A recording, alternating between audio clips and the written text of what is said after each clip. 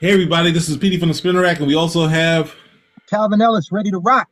though I started with as much energy as I possibly can, we had to admit sadness that we have lost George Foreman, the great George Foreman. Definitely two-time champion. He might have been more, but I definitely know he was a two-time champion. Two Cal, what, time, two time, two-time two-time? heavyweight champion. Um, Great fighter. It was almost lightning in the bottle when he first got into it, and somehow in his 40s, younger than us, came back and put a fire on the boxing. Many people did their best to avoid. Some didn't. Like Holyfield, he didn't avoid them. Michael Moore, of course, didn't, and regretfully, he might have needed to. So first, let me let you say some comments about George Foreman, and I'll get into some of my other stuff. What's going on, Cal? Well, my introduction to George Foreman, and yes, you will hear about him throughout this because they're intertwined, is through his fight with Muhammad Ali. Hmm. Before that, I didn't really know a lot about George Foreman. I mean, his major fights, when he had them, I was pretty young, so didn't know him. But everybody knew Muhammad Ali. I knew Muhammad Ali had a cartoon, so eventually I heard about the Rumble in the Jungle. And I just remember seeing this dude and looking at him. They just looked really fierce, big guy, muscular, strong. Whereas to me, Ali looked athletic. And as a kid, I couldn't like kind of put together how Ali won that fight. I just knew Ali was the greatest, but didn't really understand how he won the fight.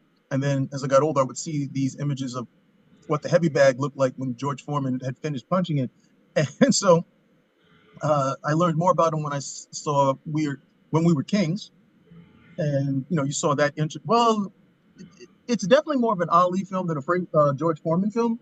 Hmm.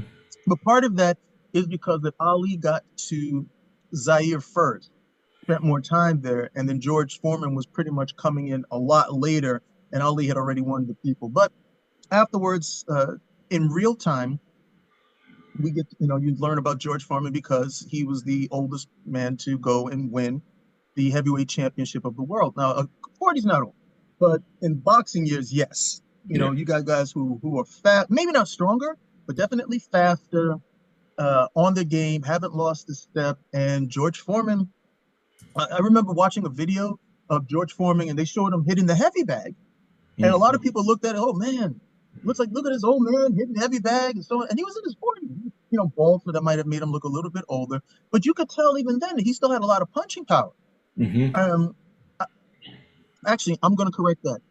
You could tell he didn't have just punching power, but you could tell this is a guy who could still knock somebody out. Yeah. So I didn't understand why they were going at it like this. I mean, he was, doing some taps on the bag and such, but you could tell from, the stance, the bone structure. Okay, no, this guy's still strong. He could still probably knock somebody out, which he then went on to do. Of course, after that, became a, sensation for people. Everybody loved George. Endorsement deals, probably, and I'll end on this part, probably the one that most people will remember him for is the George Foreman Grill, which I had one myself. Yeah. I mean, well, this go back. The idea that Ali was obviously trying to get back to the title. He lost it. When he was trying to get back to that, he had a loss to Frazier, and I think they played in the Ali movie of Ali trying to figure how to get back, and then we see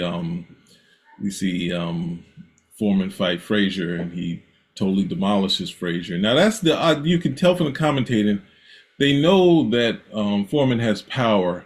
They're just saying, hey, his chin, he's susceptible to was it to left hooks, and so if he's gonna get hurt by a left hook, this is perfect for Frazier. Frazier gets inside, gets him, and the fight totally didn't go anything anyway anyone planned. Oh So, no. hmm? Yeah, so it's like, so once you had that, he comes in.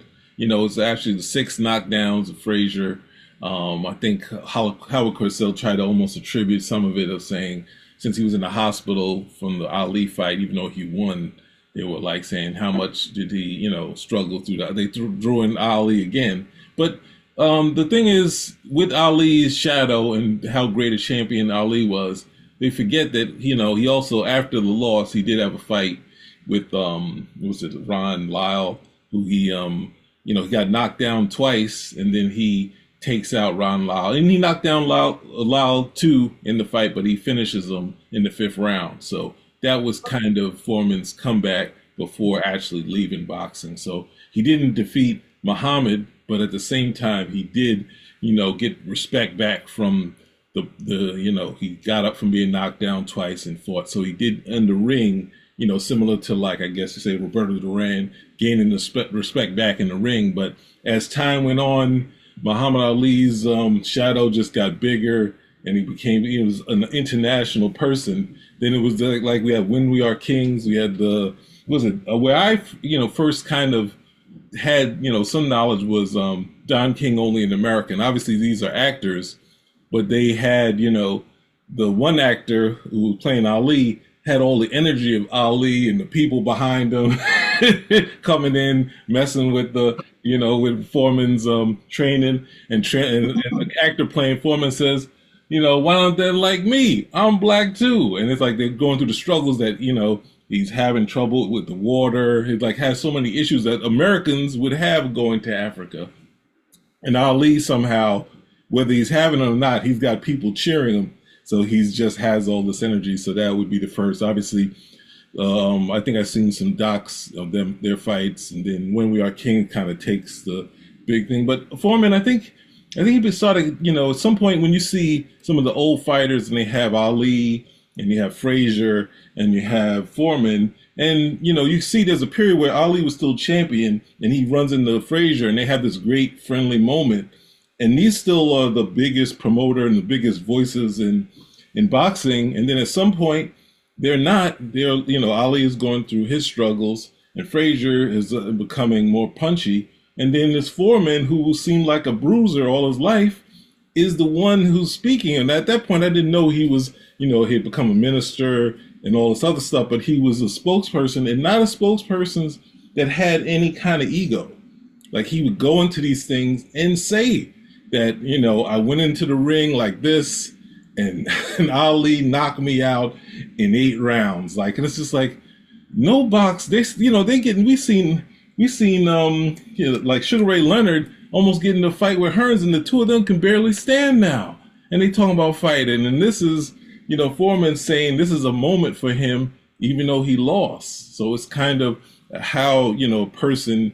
And this is before he got into the commentating. I think I've seen a video that was probably from the early 80s or 70s, but on HBO Boxing, the other thing is that, remember when you're talking to your kids and they're having you read in class, as well as you speak, is how many more jobs you can be available to, how much more money you can get.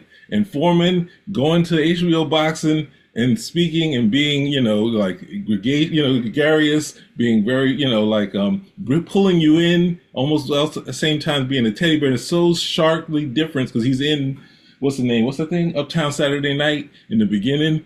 And he's just muscle. He's like, hey, Cosby's going to fight him. He pulls off his shirt and he's like, oh, I don't want to fight you. He doesn't have any words. He's just muscle. And we see, this guy has so much personality. So can you also get into the portion of when he left boxing? We have some things from the movie, but can you talk a little more about that? Well, a lot of people may not realize this, but he was still a heavyweight contender when he left. Mm-hmm. He had lost his last fight, I think, and that was against Young. Mm-hmm.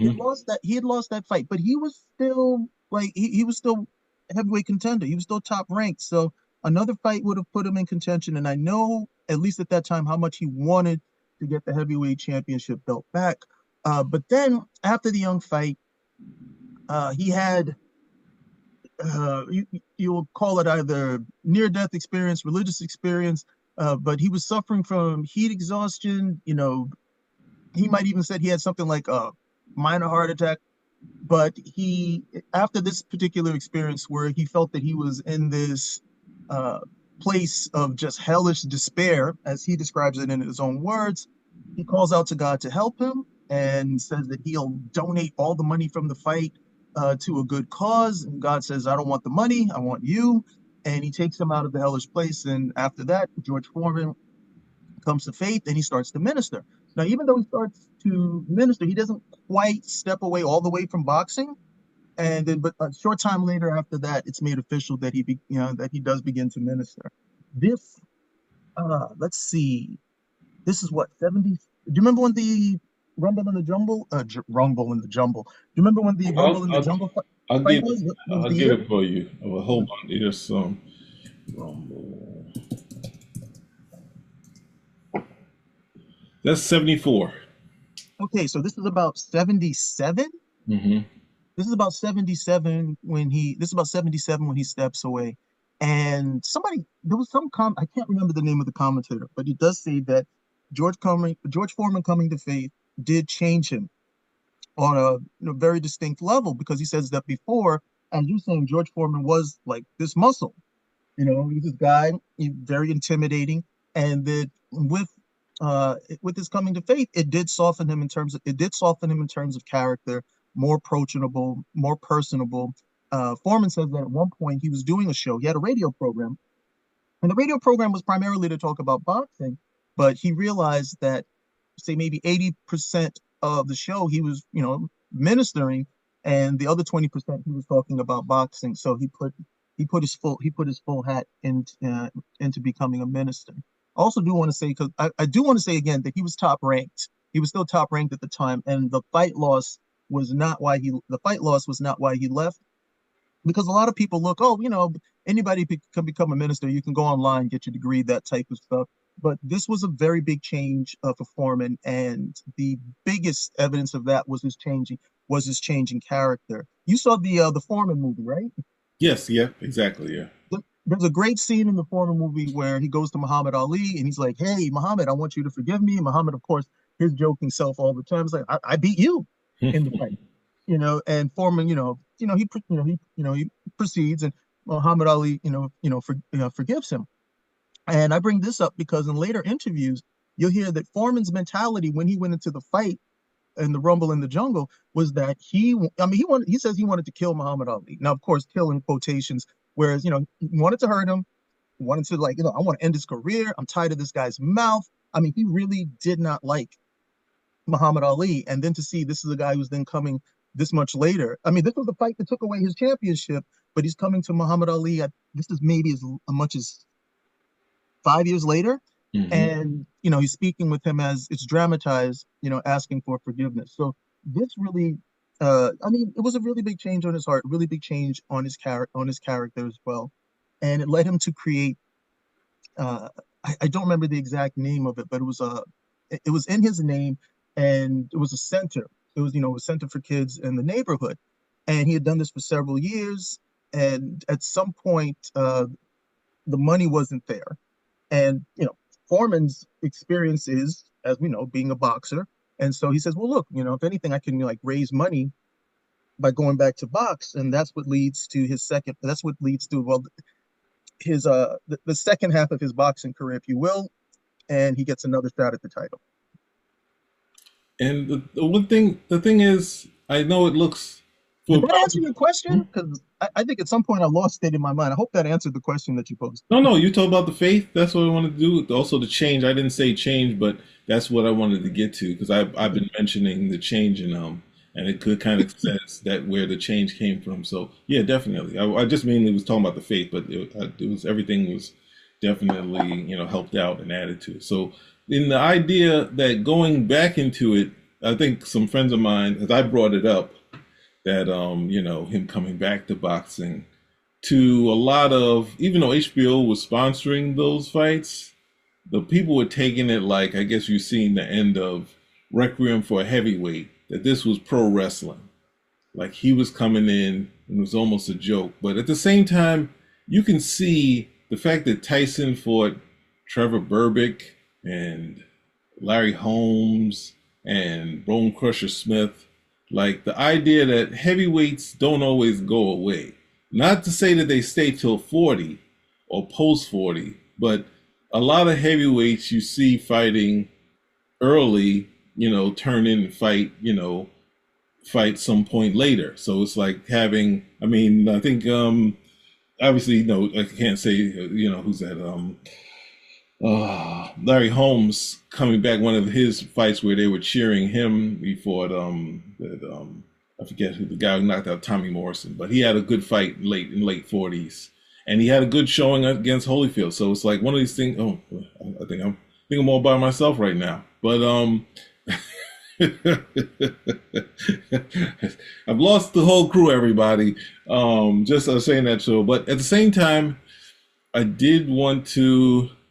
Well, let's see. I did want to talk about the part where they took a look at it as him being kind of a sideshow, where he won the championship back. That's the thing where you watch the modern martial artists. They have great commentating of fighting, better than but at the same time, this is post fight, so you can actually figure out everything that was being done at the time. Um, they kind of described the fight between Foreman and Michael Moore as a fight where Foreman was rope-a-doping Moore, and not on the ropes, but he was holding back his power, and he was taking less powerful shots as the fight went on. And then late in the rounds, then he started showing more power. Moore is still not thinking he's going to run out of steam. He's still walking through punches, and that's when he got him. So, it took a page out of Muhammad Ali's book, and understanding that if you take less pressure, the other person's taking less pressure, then you pour it back on. They're not prepared for it. So, and then of course the Foreman Grill, which everyone knows him for, that would be the big success. So I would say, R.I.P. to George Foreman. The joke saying that most of his sons are named George, and the humor in him also led to the great personality that we got to see. And that is, if there's not an American story that's better than that, where you have Ali gaining the title back, being an inspiration, and you have Foreman becoming this voice of boxing for so long. So it's one of the greatest stories that you can have as a person. Have him on HBO. Yeah, I think he was up in HBO towards the end, but it was it's a great person. As a commentator? Huh? Yeah, I mean, commentating. Yes, a commentator. I just mentioned outside of the Mora fight. I mentioned commentating, which he was a great commentator, and sometimes he would switch it up. Sometimes there's a way they're going, and he would go a little different, and then he would lean back the way they wanted him. But he would point out things, and he was always gracious, and always had a great smile, giving the American people what they wanted. Oh yeah, it's I'll be honest, I don't remember a lot of his commentary. I do remember reading the articles he had with Jackie Joyner Kersee in this magazine. I think he would have like a weekly feature. They were talking about fitness. But I mean, I find it I think later on, with his coming to faith, he understood what probably Muhammad Ali understood years ago. But Muhammad Ali had his own experience of being on the outs with the public because he decided to be a conscientious objector.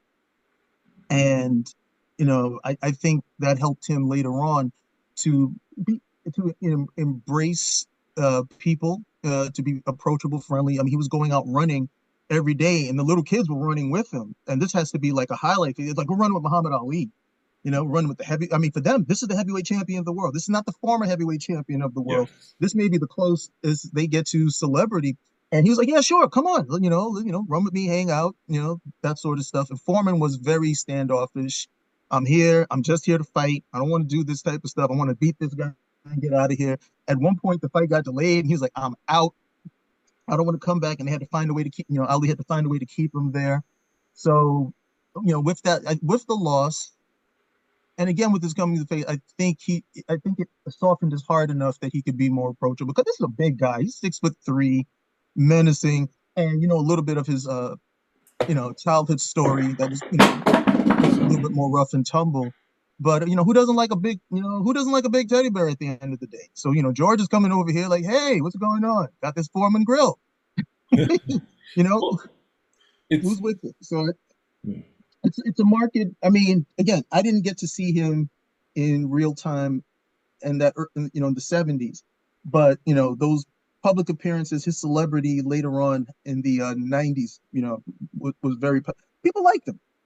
People like them at the end of the day, and that's a if Muhammad Ali gets two different acts, well, Muhammad Ali gets three acts in comparison, whereas Foreman gets two. But Foreman also on this, I think at some point really got a handle on like what it means to be the people's champion and what it means to be personable and to be able to connect with people. And it was great because he doesn't in a lot of ways he has a story that's just as strong as Muhammad Ali's. And a lot of people probably disagree with me, but of course, because this is Muhammad Ali at the end of the day. But if you look at his story, the upbringing, the success, the reversal of fortune, what everybody wants. Hey, I get a second shot, I get a second chance at this. It's successful, and I go on, and I'm able to still have, sustained success at the end of the day. Who doesn't like that as an overall story? Well, the other thing, the part I think he says is the statement that he says that was it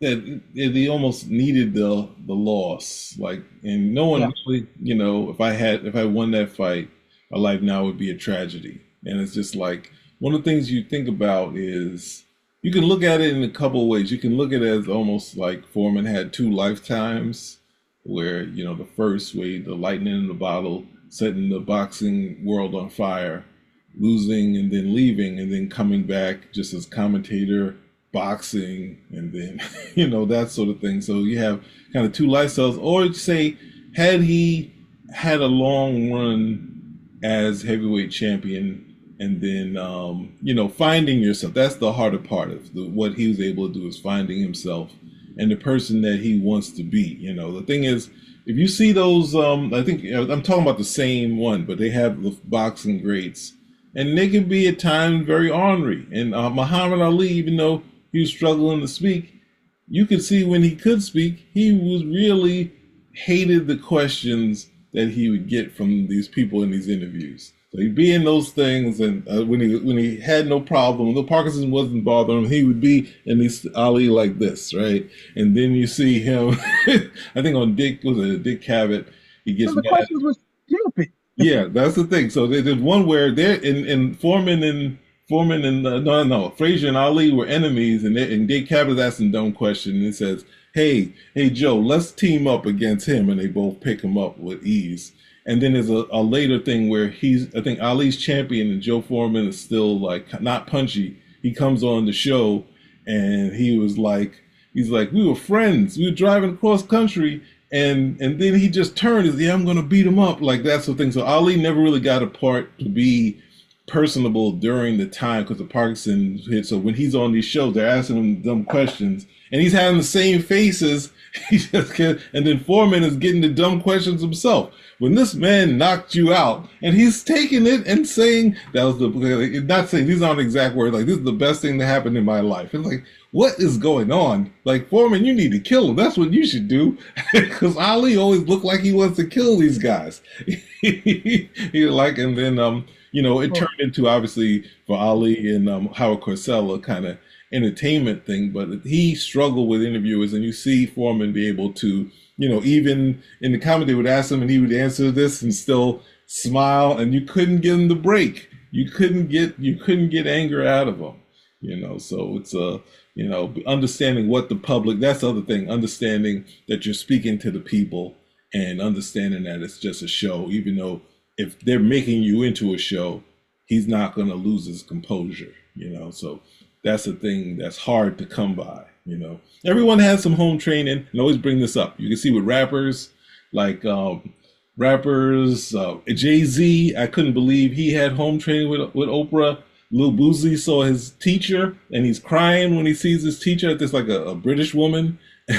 It's like everybody has some home training that you can go to, and it was great to see him to come back into boxing as commentator, then boxer, and then spokesperson, and even had a TV show, that wasn't successful, but he had a TV show. He was that type of person that you could bank on him, So definitely RAP. Any other last words you would like to say, or would you like to talk about the Moore fight or any other later fights or any fights? Oh, the Rumble in the Jungle, definitely. Hmm. I mean, mm, I I mean, we were talking about this off show where, a lot of guys, when most of the commentators, if somebody's using the rope a dope, which is not this common thing, and most people do not understand what the rope a dope is, they think it's like what you see in the movie when the guy's getting beat up and he's getting smacked all around and out of nowhere he grabs the fist. My turn. That's not the rope a dope. Oh, the That's what's not the rope a dope. But you learned that Ali had his game plan. He was going to go in there. He was going to exhaust Foreman, okay, and he was also going to condition himself to take a beating from somebody like George Foreman. That was a big part. That was a big part of the training. And they also knew when it was that they were going to have their shot. They knew when they were going to have their shot at Foreman to knock him out, and they also knew that they were probably going to get one shot. hmm They were going to get one shot, and if Foreman stayed down, great. And if he didn't stay down, I don't think there was really a plan B, at the end of the day, because he's still, very, this is heavyweight. It's George Foreman. It's George Foreman, but that was the game plan that they went into. What a lot of people, most people probably have never watched the fight. When it starts off, Ali's throwing these punches that are pretty much like insulting to a professional boxer. He's just throwing like overhand punches at him hmm out of nowhere. He's like, I'm going to dance. I'm going to do this. So that, of course, that changes the whole game plan. Foreman is trained to cut him off in the ring, which he does successfully. Corners him, unloads. Ali, of course, isn't dropping, which of course has to be surprising to Foreman. Like, okay, at some point, this, I'm going to be able to lay this guy out. And he also went into the ring angry. He also went into the ring angry as well. But just a masterful execution of a fight. Just a masterful execution of a fight.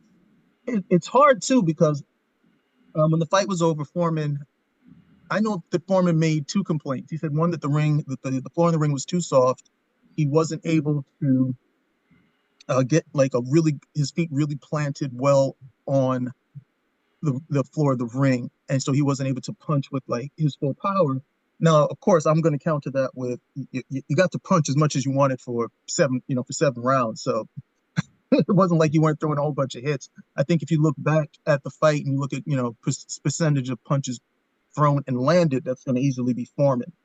The other thing he complained about was he didn't get enough time getting up from the floor. If he had had more time, and that should be self-refuted right there. You get 10 seconds, that's all you get. Nobody gets more time. Anything else, it's like the Tyson fight where with Buster Douglas, where we're Buster going to start to Douglas. count. We're going to start to count 10 seconds late and still give him 10 seconds. Yeah, Every boxer would love that. yeah. So The person's supposed to look at the counter. Where am I at? 5, not one. One 1,000, two 1,000. yeah, But but it's probably, I don't know of another boxer who is just as well known for the loss of that fight. Okay, because again, if this was it's without a doubt Ali's fight, but it's also the introduction, I think, for a lot of people into into George Foreman as a fighter, and it's for a lot of people, it's a perfect opening, to the second half of his boxing career, where he successfully becomes a heavyweight champion again. Not necessarily regaining it because didn't fight Ali again, but successfully becomes heavyweight champion again. And it has to be, uh, I would think for Foreman, it has to be a lot sweeter because he's fighting for totally different reasons this time. It's not for himself. He's doing this in order to facilitate keeping to raise money to keep his center open, and he's just going at the end of the day, and he's successful.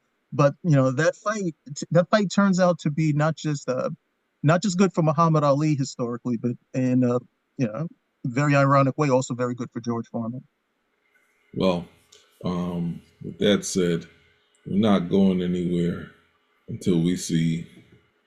We got to go to the greatest Foreman fight, him against the great Joe Frazier.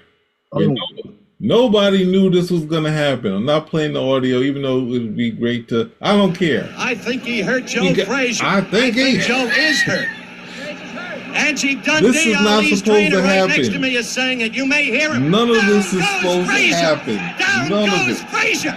Down goes Frazier. The heavyweight champion is taking the man to He's supposed to have the hook that would take him out. And this has totally changed the whole dynamic. The Yeah. great, Okay. I mean, how? I mean, I'm just looking at the fight. You can see Foreman is stronger. He's got reach. Okay, it's obviously the power. So anybody who went in here thinking that Frazier was, I mean, I'm not taking anything away from Joe Frazier, but Mhm. this is George Frazier against George Foreman. Anybody who thought that the hook was going to be, anybody who thought the hook was going to be the kryptonite in this fight were the same people who thought that George Foreman was going to murder Muhammad Ali. You know, you got to see what the strategies are and what's going to happen.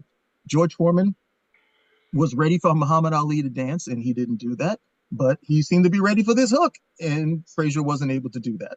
Well, I think that also the problem is I don't have the second fight of George and Joe, but it looked to people that he had a glass jaw, and the same with Ron Lyle.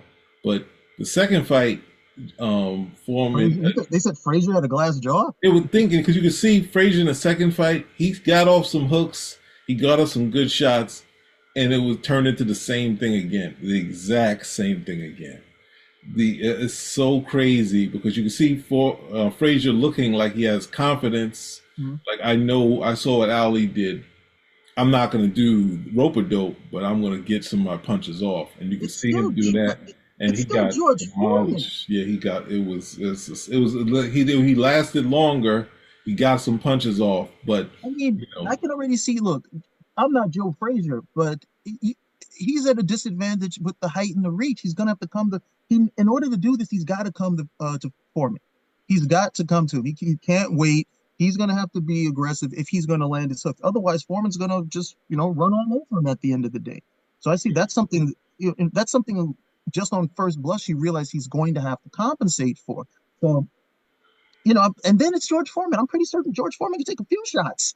I'm yeah, pretty certain I could, come up, run up on George Foreman with the baseball bat. He'd probably just sniffing like, you kidder. yeah, And then like backhand me like a good 20 feet away. He's not just a strong guy. He's a strong heavyweight. He's a strong heavyweight. Anybody who thinks you're going to drop him with one punch or that he's susceptible to the hook. Okay, but he's still pretty tough. yeah. That's when you hear the start of the fight. They think it's going to be obviously since he beat Muhammad Ali. They were thinking, oh, it's going to be like a cakewalk. Not a cakewalk, but No. he's going to be with all of his stuff. And it's like they said, look at his composure.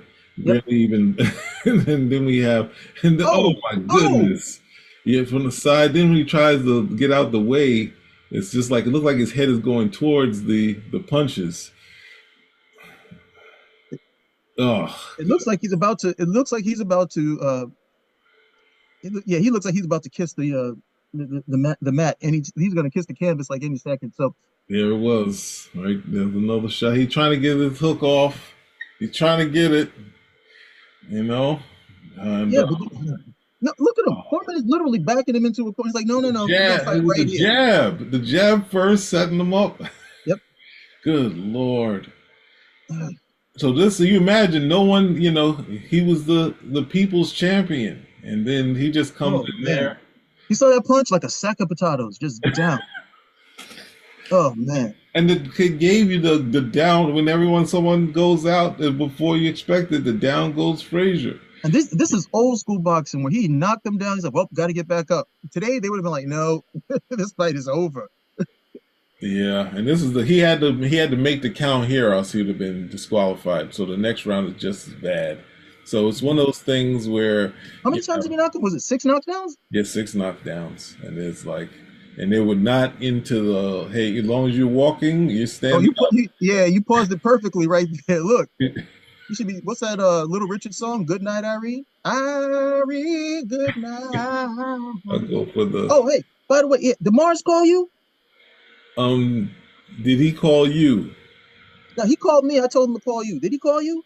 No, I called him, and we don't know what mid-show. I cursed him out because I said, "No, I just talked to Cal. I just talked to him. There's no way you called.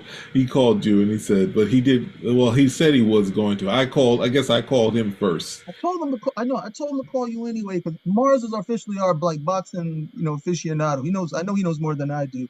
So at the very least, I thought he would want to maybe chime in. But his story was like, "Oh, don't worry, man. You guys start, and then I'll Start jump without in. me.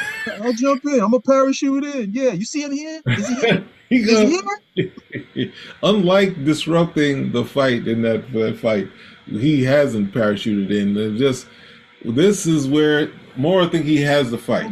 No. Can you run that back? Can you run that back? I'll run that back. I'll run that back. Run that back. So for anybody, this is what I'm talking about because a whole bunch of people think like a heavyweight punch or knockout power is what you see in the movies. That type of stuff is very different in real life. And go ahead, let it run from right here. Let it run. Hold on. Right. More think he has the Not that fight and he one. has speed. You think he has the fight? He's doing the same thing with the hand. Yeah, that punch right there. You saw that punch? Yeah. So he took that one. Okay, and that wasn't even like a full power punch, but you could tell how flat. This guy went back. He was like, "Oh, okay." He's in trouble. So how? Look at that. When he hit him with that punch, if you saw that punch right there and didn't realize, oh my goodness, how strong this dude is, because everybody's looking at, oh, he doesn't have washboard abs, this, that, oh, but they're like, Now, no, he's still strong. the praying part we only attribute to Rocky, right? And Foreman said, no, this is. I mean, we know rappers. They a lot of times, even though they do a lot of stuff, they give it up to God. Be in the same place he was with Frazier, and now it's a different reaction. He gives up the glory. I know Ali prayed. I know Rocky prayed, and right here we can see, George Foreman praying in that instance right there. But that's what, because they were showing the trade. Oh my goodness, they were showing the trade. Everybody's focusing on the gut, forgetting like, hey, I'm not hitting you with my stomach. Yeah, they're looking like, oh, look at his eye. He's about to be. What's the Foreman's They're gonna show that punch again. Foreman's Not that finish. one. No, that's the one we. And I wanted to show. I was hoping they would show the other one. Oh, the It was earlier that one that pretty much was the beginning of the end for him, but he caught him square in the face, and that arm got going. There was a good amount of momentum behind that. He was fully planted on the floor, and the same thing. This is almost like another Frazier fight. He's got the reach. Ooh. Let's see if he comes again. Yeah, that's what. Yeah, he's gone.